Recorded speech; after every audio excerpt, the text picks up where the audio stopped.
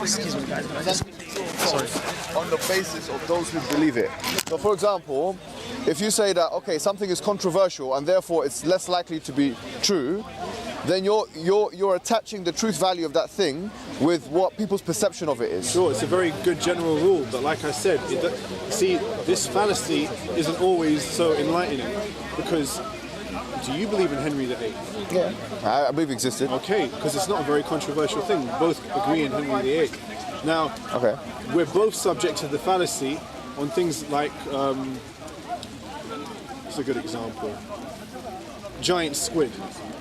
Giant squid, some scientists believe don't exist, because there's only been like 5 ever found. Now, if I asked you, do you believe that giant squid exists at the bottom of the ocean floor, what would you say? Depends on how you define giant, man. I've seen squids. I don't know, you know. By the biological definition, which is a giant. So am I a giant? Anyway, look. I don't know. I knew there would be some. Do you know, I'll tell you something, Darren. Let me tell you something funny, just to kind of break the ice a bit. You know, I didn't see my dad for a long time, yeah? He went abroad and whatnot, and he came back. And he looked at me, because I'm taller than him, and he looked at me, he goes, "Are you a giant?" and I didn't know how to answer that question, right? The question is, a lot of these things depend upon definitions. Do you see what I'm saying? So you said giant squid. What's your definition of giant? We know what a squid is. That's a different story, right? What I'm saying here generally is, what I want you to understand is that in theological discussions, we shouldn't retreat into an approach, or we shouldn't retreat into a place where we use different standards as we do in other places. So for example, in philosophy, or in general, in history or whatever, you have a certain standard of truth. You're willing to accept that Henry VIII existed. You're willing to accept that the Holocaust happened because of testimonial evidence. If that's your approach, fine, that's fine. Now let's talk about that approach. I haven't got a problem with that. I think that's a good approach, yeah? Because generally speaking, I haven't been to 200 countries in the world, but I know that they exist, right? Sure. I have confidence that they exist. Can I just say something there? See, this is where the error occurs, I think. Go on. You go from this very specific example, like you said, there's many specific examples, and then you said generally speaking. We don't want to generally speak about these things. This is the point. About what things? About the standards and different definitions. We shouldn't speak generally about it. Okay. You understand? Okay, so tell me what. Fine. If you're saying that, I'm saying there are general principles we can employ in life. Yeah. So I'm saying that this is a principle I'm putting in place. If you're saying, for the most part, I accept testimonial account so long as it fulfills X, Y, Z criteria. No, because I never look. I'm really making the case for specificity here. Now, okay, fine. But can you be specific now? So we've got a general rule. I'll give you a general example. Yeah. If you said "does speakers corner exist," I would have maybe referred to 2 requirements to say it exists. Now with other things, there are further requirements, and what was the word you used? That you have to meet standards. Okay. You know what I mean? Not everything has the same requirement of skepticism. If that makes sense. So tell me what. Like I said, some things are controversial, some things aren't. So okay, once again, as I said. Sorry, are we on the same page? We are on the same page, right? If what you're saying is that, for example, it's controversial for a reason which relates to its, for example, the primary source materials in the case of history, yeah?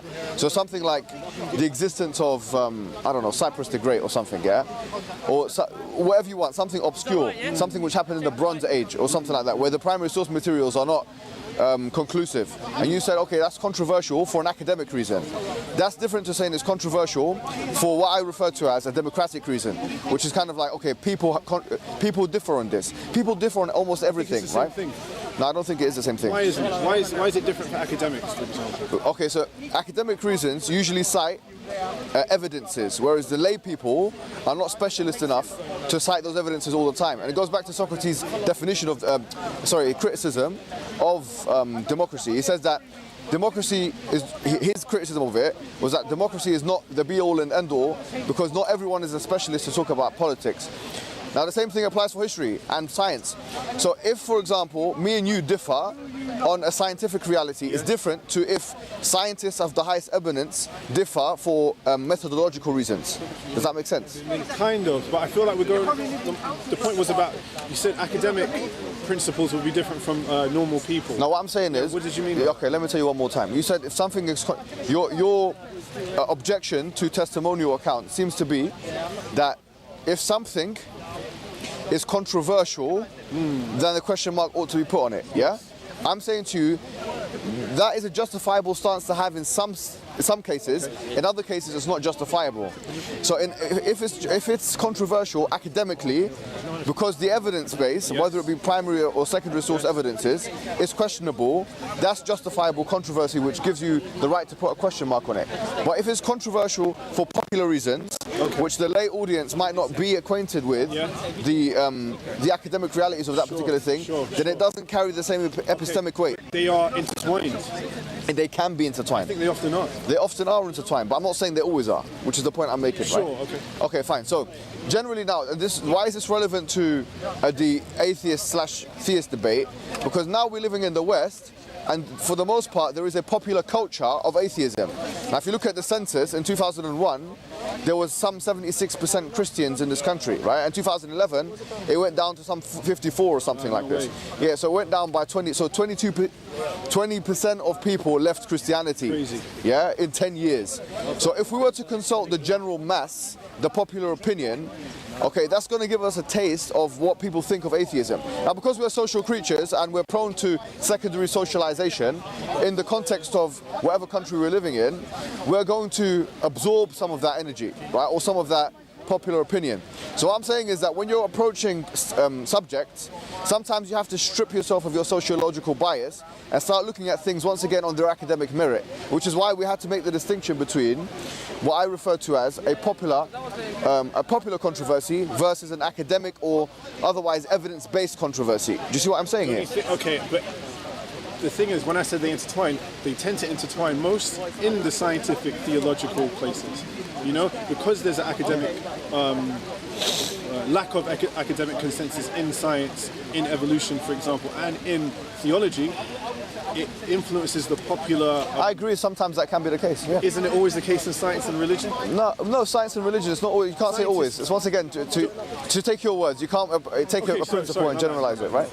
A lot of the time. A lot of the time, I agree with that. Yeah, a lot of the time. The reason that most evolutionary psychologists disagree with many evolutionary biologists is because of the lack of academic consensus. And that trickles down into conversations on Speaker's Corner. Yeah, absolutely. You know, and I agree. It's the same in religion. Yeah, certainly. It can be the same in religion. So I'm saying, once again, I don't think there's a point of disagreement. Anyway, the point is this, right? So long as you're talking about testimony, so that's one way of you ascertaining the truth, right?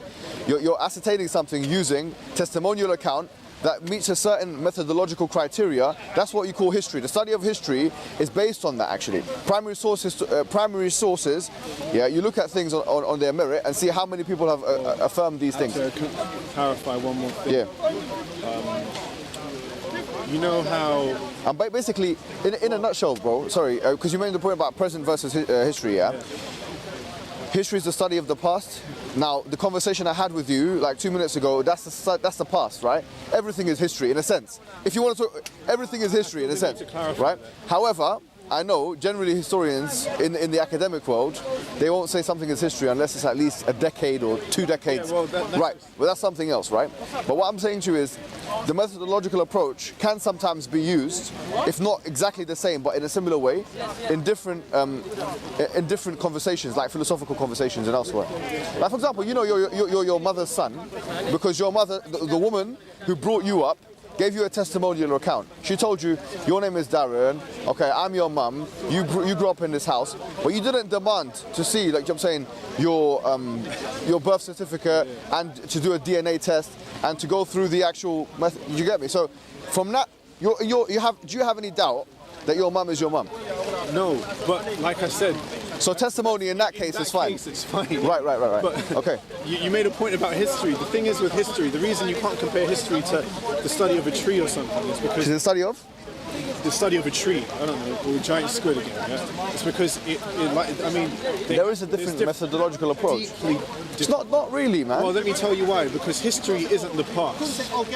What is it? History is the study of the past. Okay. You know, make that clear. Yeah, okay. And history isn't one method.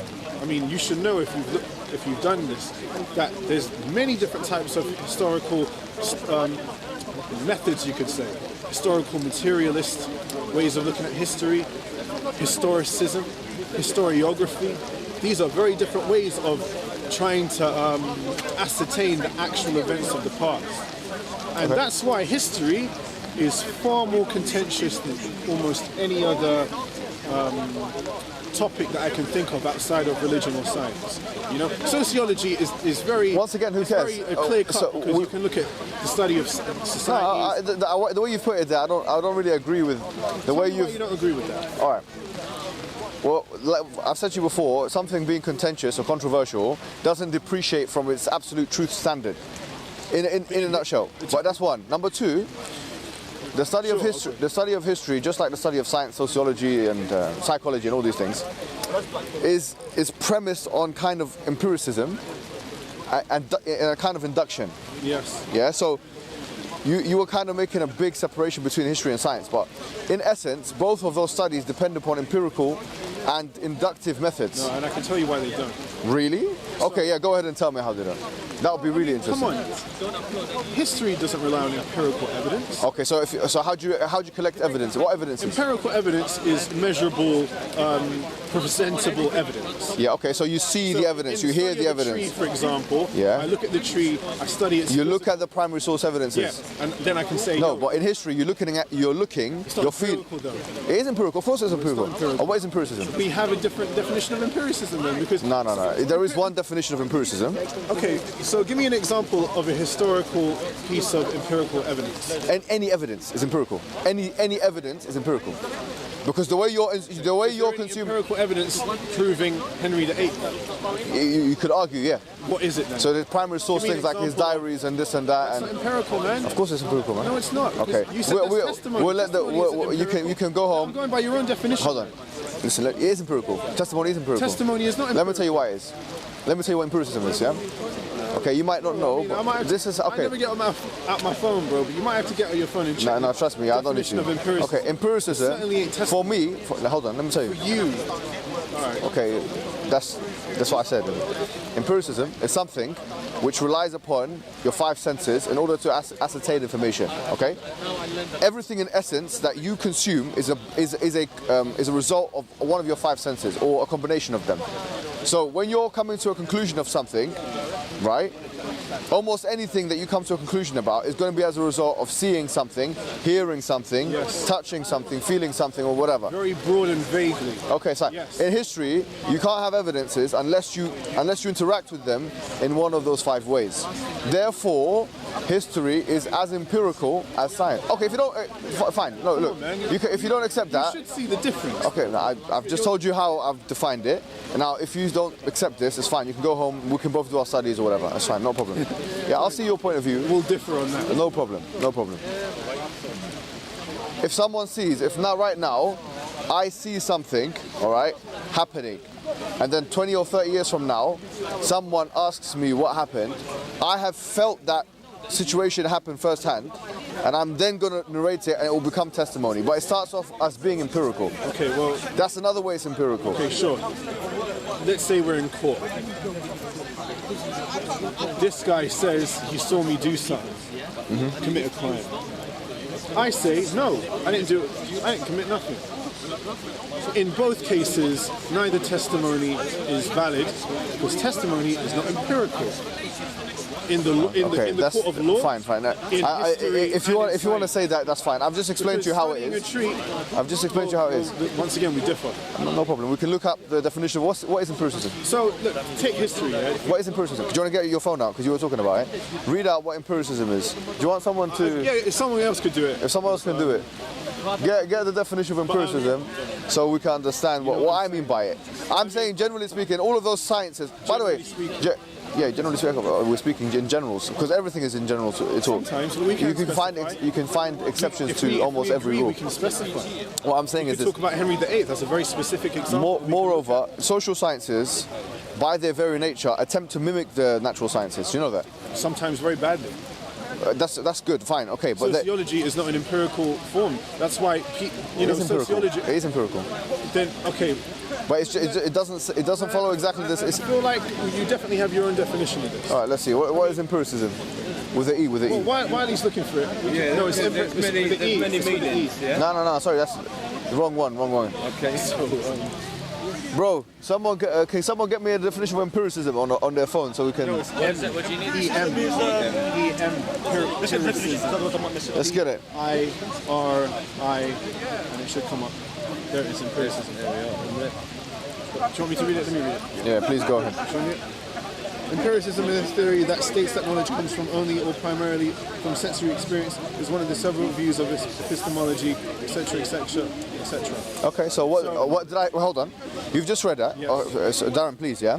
You've just read out, because I don't mind being wrong here. I don't mind. I feel like you were. And No, hold on. I don't mind being wrong. However, I said to you here... Can I say that again? Darren, listen to me. No, hold on. Darren, listen carefully. We don't need to prove anything like intelligence. I don't care if you're more intelligent. No, I'm not trying to do okay, that. do you get me? We're trying to. So it's on camera. Do you know what I'm saying? I said, what is empiricism? Something which relies on the five senses. Do you get me? So here you've read the definition. We don't disagree on that. So, okay, fine. I'm trying to say that historical source isn't empirical because you don't. What you're saying is kind of like anyone would not agree with it.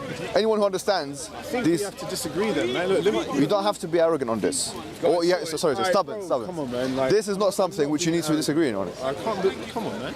Empiricism is a theory. Come on, man. You don't need to. It's a theory. Okay, stubborn. You don't need to be stubborn on this. You don't need to. You just read I've said five senses. You said with sensory experience. Same thing.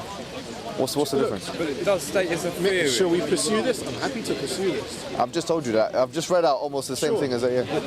I'm willing to pursue it with you. I don't understand what you're saying right now. Pursue it in what way? Look, that's cool, bro. We agree on the same definition of empiricism. Fine, that's good. Let's move on now. No. Okay, go on. Say what you want to say. Go on. Okay, I apologize for that. Let's take Henry VIII or some. No, you know what? Let's go controversial. Okay? Let's take the Holocaust. Yeah? Now, we all know there's a lot of contention around the figures of the amount of people killed. Yeah? Not really.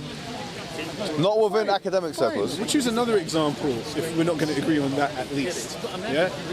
Take death toll figures of the Iraq War, for example. Very contested in the last decade. Yeah? Okay, fine. Now, according to many different studies, this many people died. According to the studies, that many people died. According to your definition, all of those statistical studies were empirical. Now, you should know that that's not empirical because there's not one truth. There's not one outcome. Now, empirical evidence, as used in science, is look at the tree. We're all looking at the same tree. We're all looking at the same grooves. That's the difference. That's what you're talking about. That's sensory. We can all share the same source.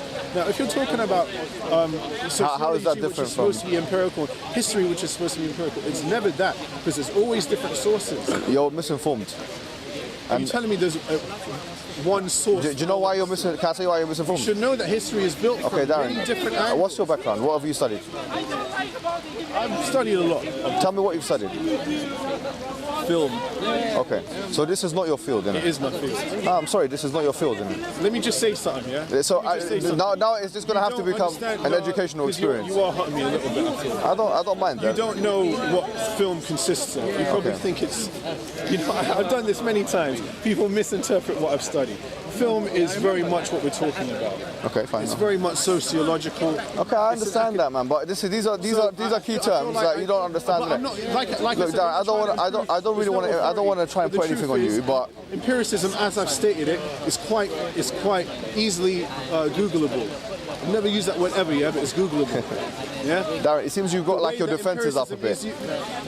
I feel like you're hurting me. That's why. Okay, don't feel like that, bro. Don't feel like that. Biology is very different. From okay, listen, Darren. Before we proceed, everyone knows that. No, what you've said is correct. It's different. The usage is different, but the method is the same. So you're still using your senses to come to conclusions of something. You're using someone else's senses.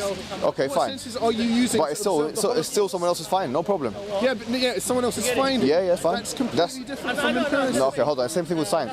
Same thing with science. Look, if you look at that, Darren, do you mind calming down a bit? Because come on, man, you're not really going by what I'm saying right. Say what you want to say. Go on. If I look at the tree and I tell you, yo, it's a certain way, Okay. have you observed the tree? Have you observed the tree? What, me? What tree are we talking You're about? looking over there. I'm looking at this tree here. I'm a tree scientist. Okay. I'm like, yo, see this tree? It's got 8 grooves. It's 8 foot round.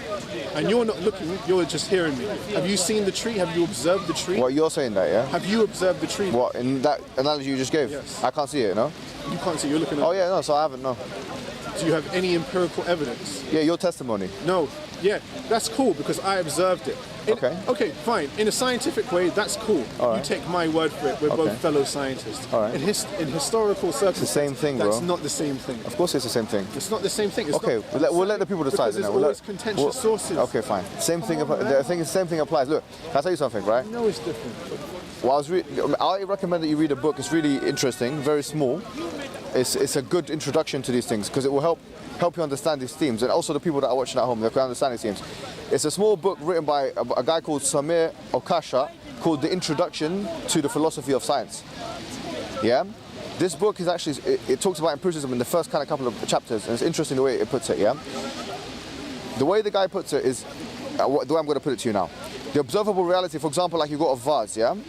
The vase, if you have a vase and you drop it, then we can all observe the fact that it will smash on the floor, okay? That's empiricism, isn't it? Yeah? Okay. Would you agree that's empiricism? Yes. Would you agree that's scientific? Yes. All right. Now, the way you said it is that you were given the example of different sociological outcomes. You're saying, okay, but these people have this death toll and this, right? Listen carefully. So here, what he says is, yeah, we can all see the vase falling onto the floor, but different scientists have had, historically, different explanations of how it falls on the floor. For example, Newtonian physics versus Einsteinian physics. So both of those are two approaches that aim to explain how the vase fell on the floor. Yet, both of them depend upon the same empirical account. The same thing applies in sociology, right? I'm not saying, by the way, that sociology or any of the social sciences have the same merit or the same they're on the same level as the natural side. On the natural side, I'm not saying that, but what I am saying, interestingly, and this, I don't want to make this into too much of a philosophical conversation, right? But what I am saying to you is, interestingly, science is premised on the social sciences. Science is premised on the social sciences. Yeah. Let me tell you how, yeah?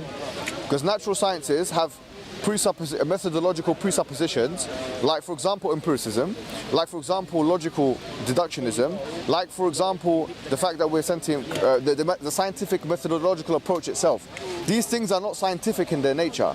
They're actually they are philosophical. They're philosophical precepts. Falsificationism, Karl Popper, who died in 1994. All of those things, and he actually used to lecture in LSE University. All of those things are actually philosophical precepts which underpin the study of science. Do you get me? So from that perspective, you could say the social sciences, in this case philosophy, supersedes or presupposes the natural sciences. So but it doesn't matter, does it? No, it does matter. Of course it matters. Okay, it matters in that way, but the two are qualitatively different. Okay, so what? Difference doesn't indicate advantage all the time, right? So, for example, if we're saying that, I never claimed it to. I'm just trying to say. Yeah. So if we do agree on the definition of empiricism, and empiricism is in all these things, which I wouldn't, I don't think many people would agree that history is empirical. A democratic fallacy. Even if we did, the qualitative differences between the empiricism required by each is so different. There's no point in even using the same word. No, okay, fine. See that now, I think I'm happy with what you've said there because it seems like you've matured in your approach. To be honest with you, I don't want you to feel like, look, look, whatever you want to call it, bro. I'm here. I'm not trying to be rude to you. Do you get it? I'm just speaking to you. Okay, look, once again, I genuinely do apologize if you're taking anything rudely. I'm not trying to be rude here. Honestly, I'm not trying to be rude here. Do you accept my apology? Do you accept it? Yeah. Are you sure? All right.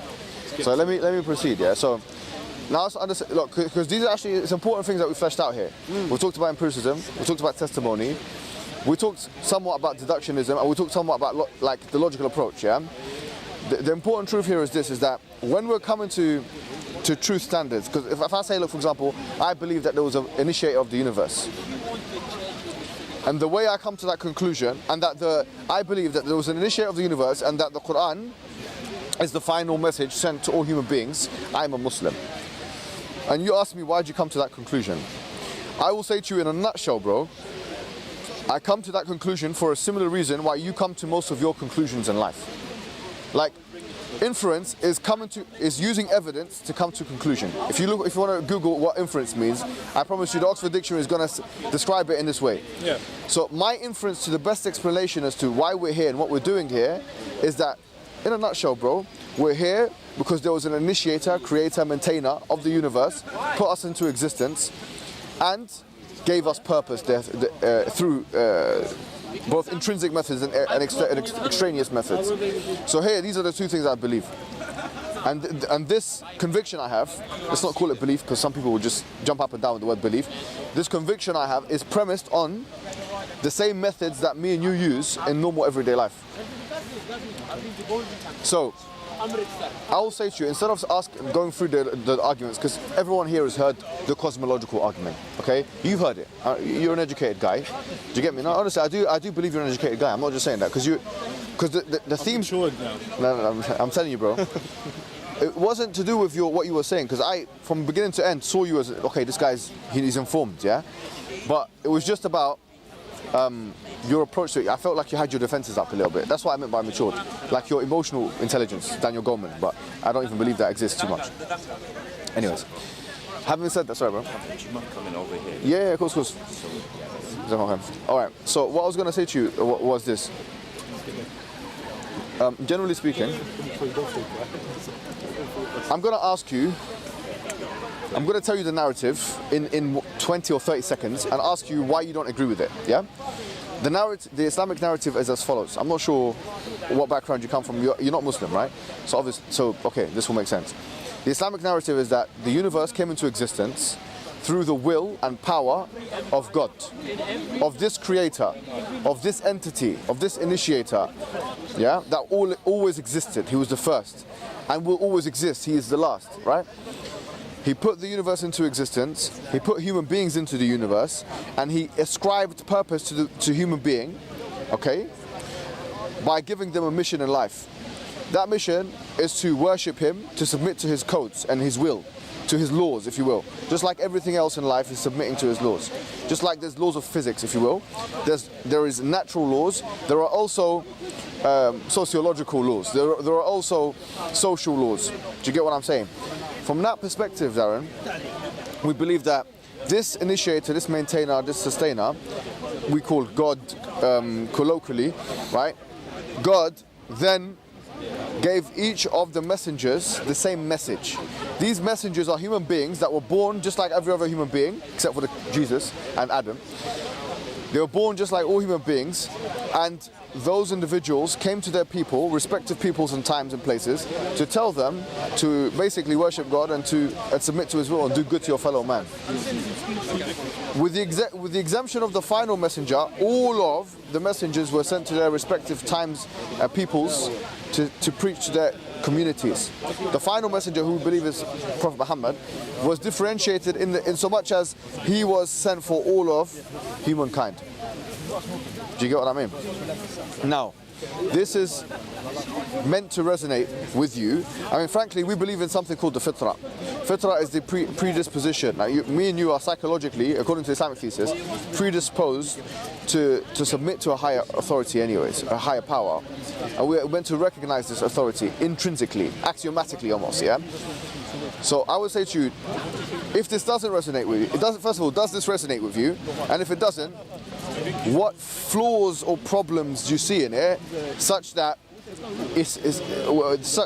you're not willing to take that first step in order to potentially be one of those members of people that follow the prophets? That's a hard question, man. Yeah. What's supposed to answer that?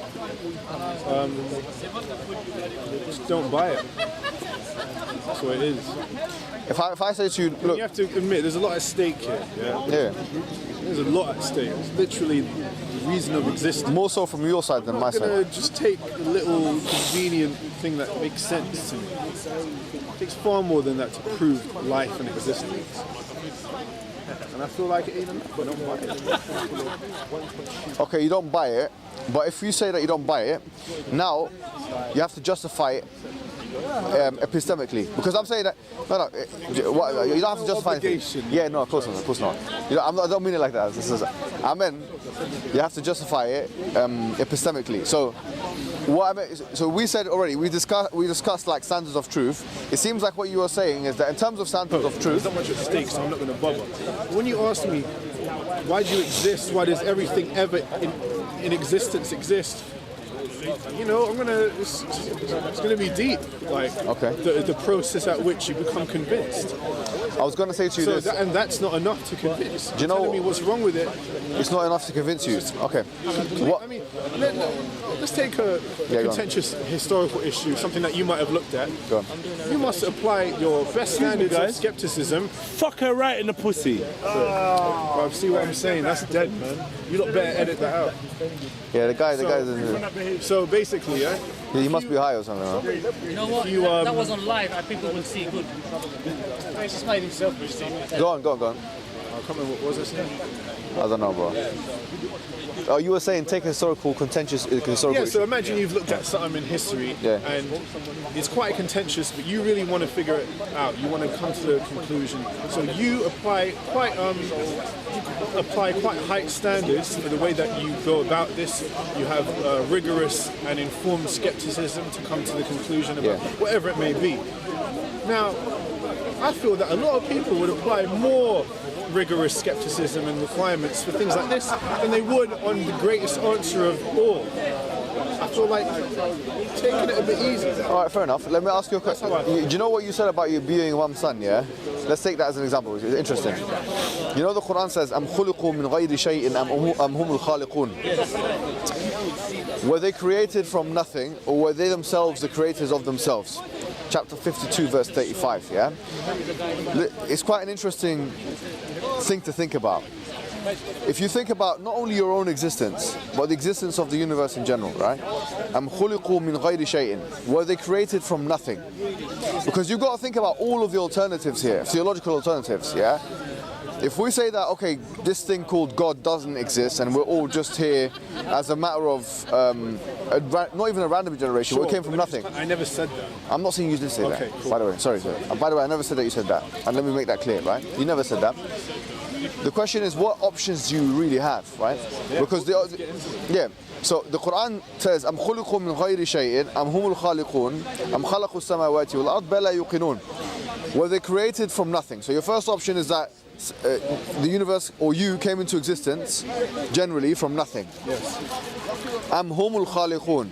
Did you create yourself? You know that can't be the case because it would assume existence and non-existence at the same time. The same thing applies for the universe, right? أَمْ خَلَقُوا السَّمَاوَاتِ وَالْأَرْضِ. Did you go and create the universe? Obviously you didn't, right? Could you say that something in the universe created the universe? You can't say that, right? So, بَلْ لَا يُوقِنُونَ. The only thing I can think of that an atheist will say is that the universe was always there, in which case we can have a discussion about contingency, or they can say there were multiple universes. But then again, there will be an infinite amount of universes, all of which would regressively go backward, which would mean you'd have one universe that would have to start everything up. The question is, how do you explain existence when all of the atheistic models seem to be completely out of line with that which is your approach? Which is really a testimonial approach, a logical approach, an empirical approach. It's all of those things are out the window with atheism. Yeah, there's actually no deductionism, no inductionism, no empiricism, no inference that you can make that will make atheism a tenable option for a rational actor. I agree. Yeah, from that perspective, you're actually forced, in a sense, compelled to steer towards the theistic alternative. And if you are forced towards a theistic alternative, the question is, when you realize that God does exist and the universe is in existence and we are in the universe as actors, rational actors, what are we doing here and why are we here? And the question is, what narrative, what meta-narrative better explains our existence than the one I gave you aforehand? None. So why don't you just Because they're accept all it? equal. This is what it's really about. You gave me a list of conditions in the Quran, all these possible ways that we might exist. Are you limited to those What do you mean? as options? The ones I gave you, I think we're limited to them, yes. I don't. So give me something else. We don't know. No, hold on. Consider that. I've just said to you, That the only options for the creation of the universe. That's another condition. What? We don't. I mean, surely you're aware of the fact that there's certain things that we don't know. Yeah. Okay. Can you tell me what was happening 900 AD in Botswana? Probably not. Do you know why? Because there's not much history in that part of the world. There is. AD. Yeah, of course there is. Botswana. Okay, maybe that's a bad example. Yeah, it is very bad. Well, I'd put money on it to be What, fair. Botswana in Africa? Okay, tell me what was happening in the region. Where's Botswana? Hold on. Where's Botswana? I don't want to get this wrong. Sorry. What was happening in the Alaska region of the North I American don't know, man. continent? I don't even know what's going on now. That's right Yeah, there. neither do I. But the point is that there's a lot in history that we just don't know. Of course, man. I'm Because not going to there's do nothing that. that has survived into the present, etc. I mean, you know what I'm saying? I mean, I am very content with the fact that I don't know everything. Some people seem to have a weird insecurity and a need for. Oh, sorry, my bad. Some people don't. Yeah. Some people I feel are Has it very stopped raining? insecure with this fact. That was it. I feel some people are very insecure with this fact, and their coping mechanism is to often, sometimes use I much. want to take this. That's it. I'm done. You can Okay. take the. Okay, inshallah. People will sometimes use logic and ration to try to come to the most amenable or convenient way of explaining things. Now the truth is, bro, them man are all being impatient in my opinion. There's things that you will never know. Yeah, true. Same. Okay, that's fine. Yeah? And there's things I'll never know, and I'm cool with that. And I personally believe that the biggest question of all is certainly not the one we know.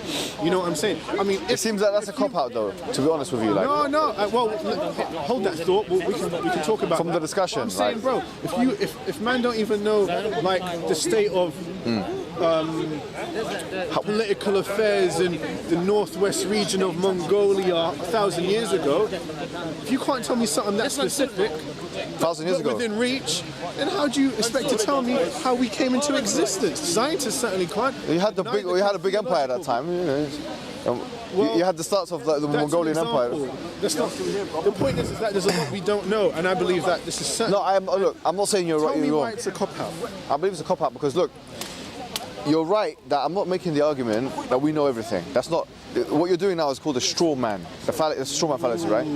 Because what yeah, it is of course. Because I've not made the argument that you've got two presuppositions, right? One of your presuppositions is that you need to know all knowledge in order to come to conclusions about our beginnings. I don't know if that is a presupposition. Of course it is. No, because you might have misunderstood me. I'm not saying we will know once we know everything. Okay, so There's what you're certain saying? things we won't know. Okay, so what? Agreed? What's that got to do with anything? That's the point. But what's that got to do with the beginning of the universe and how over If you here? don't see it, then let me clarify. Yeah. Do you believe that there's some things we'll never know? Yeah. Okay. Yeah. Yeah. I do with that. I never said that. Oh, once we know everything, then we'll know it. That would conclude that I believe everything is knowable, which Okay. I never claimed. So what's that got to do with the discussion of our beginnings and why we're here in the I earth? believe that it might be one of those things that we'll never know. How can you prove that? I don't need to prove that. Okay, so how is this relevant to our discussion? I think that's entirely relevant. Okay. What's your name again? Mohammed, yeah. Yeah, I think that's entirely relevant, Mohammed. So you're saying this? Okay, look. The thing is, bro, the thing is, look, hold on. If you wouldn't accept this for, let me give you an easy example, right? Because it seems like once again, and this is why I end up having to accuse. I'm not saying you're an atheist or whatever your background is whatever your background is, but people with your kind of arguments, I accuse them of always having different standards of truth. So when it comes to all the other sciences in life, they have certain standards which are very clearly defined: testimony, empiricism, deductionism, inductionism, abductionism, whatever you want to call it, probabilistic reasoning. All of these things are all employable in all sciences, but when it comes to theology, they're thrown out. Now, what I'm saying is this: when we are saying you're saying, oh, you might not know it, which is very much agnostic kind of approach, yeah? What I'm saying is this: if you went to court and someone done really something bad to, let's say, a child or something, I'm not saying that happened, someone raped a child and there was like 10 cameras on them, and you had to, in order to come to a conclusion on, you have to kind of review the evidence, and then and the judge comes out and says, you know what, after reviewing the evidences, we know we have some information, but we don't have all the information. Therefore, we can't really take this person and punish that person. you know what I'm saying? It wouldn't be something you would accept. So once again, your standard of truth, if you were to really employ it where it counts for you emotionally, psychologically, and in your life, you wouldn't allow, you would call it injustice, right? So in the same way I say to you, look, if your standards of truth are such that you've just mentioned, the ones that you just mentioned, or we just gone through, and I've given you this kind of outline which fits that standard of truth, why not accept the standard of truth? No, because I think, once again, you've misunderstood it, because take the court analogy. There may have been a way of finding out about all the facts and therefore coming to a conclusion about what actually happened. I'm saying that this is not the case.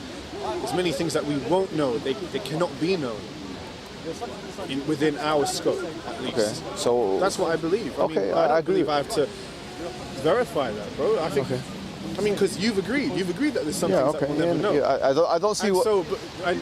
so when I say, oh well, this is one of the things that I believe we'll never know, you suddenly have a problem, even though you No, but you have no agree that there's reason things to. that we never know. You have no reason to. That's the point. So an agnostic will say, we can never know, or we can say, I will never know in the first person. I will never know what happened, right? And I will say, do you know that you will never know? I don't see how it's relevant. No, it's very relevant, Tell me bro. why it's relevant to know what you know. Just answer this question first, and I'll tell you why it's relevant afterwards. I'm asking you, do you know that you'll never know? No. How do you? Okay, so why make the point? Why make the point? Because I'm applying the same principle to that. No, but look, if you want to apply the I might not ever know if I know, bro. Come on, man. No, hold on. Don't listen carefully, right? If your belief is that okay, this whole thing is that you never know, right? And now, obviously, you're a result of your experience and your knowledge that you've acquired in, let's say, 28 years. I'm guessing you're 28 years old. That's good. Am I right? Exactly. You said I was in my 30s earlier, though. So No, I said maybe. redeemed yourself there. Okay. And I like your jacket. Where'd you get that jacket from, by the way? ASOS. It's nice, man. I like the long ones, you know. Yeah. Anyways, what I was gonna say to you was, you don't know that you'll never know. Do you get it? I'd say that, yeah. Yeah. So from that perspective, you can't make that argument because that argument is contingent. Yeah, that argument is contingent on your current state of affairs. Your necessity. What do you mean? may require, personally, a need to know that you know. I personally don't work like that. I don't qualify my beliefs like that. You know what I'm saying? I'm just saying that you said we don't know, yeah. Yes, but I'm. And you said with this theological thing, which is the universe coming into existence and us having a purpose here, yeah, that we will never know, yeah. I never said that. Okay, that we would. Okay, that so indicates what? a level of certainty. There. Okay, so I never what is said it? We'll never know. So what do you I think? said it may be one of those things we'll never know. Okay. Because right now, I believe we don't know. Okay, if we don't know, Damn right. well, you should say I don't know. Nah, bro. I say we don't. Okay, fine. So, 100%. so what you're doing is you're generalizing. Look at human knowledge and see large gaps. So how do you know that I don't know? Because you said we, so we is a collective Call pronoun. it a belief then, if you want. No, If that- it's if a collective pronoun. convenient. Yeah, sure. right. Call it a belief if you like, but I believe that we don't know. You don't know. I believe that we don't know. Okay. Anyways, look, it's been a pleasure talking to you. Joker. I like you, man. Cool, Seriously. bro. Listen, I apologize if I come across in any. Yeah, you did a little bit. Yeah? You did a little bit. I'm still learning. I'm still learning, man. I like you, man. We'll get some food after something, yeah? You tell me where you get the Let me jacket. just say, Go on. he didn't pursue it to the end. Okay, what do you want to say to me? No, it's cool. If you bro. want to say I need anything- go as well, it's late. Yeah, if you want to say anything to me, I don't mind. Next answering. time. Yeah? It's been a pleasure, man. I'll give you my number if you want to chat to you. Yeah? Guys, make sure you subscribe to all these respective channels, except for content over everything. No. Except for because they already subscribed, bro. I'm joking, of course not. Best one, the one in your hand, yeah? Which best one is that one there? Yo, do you know that?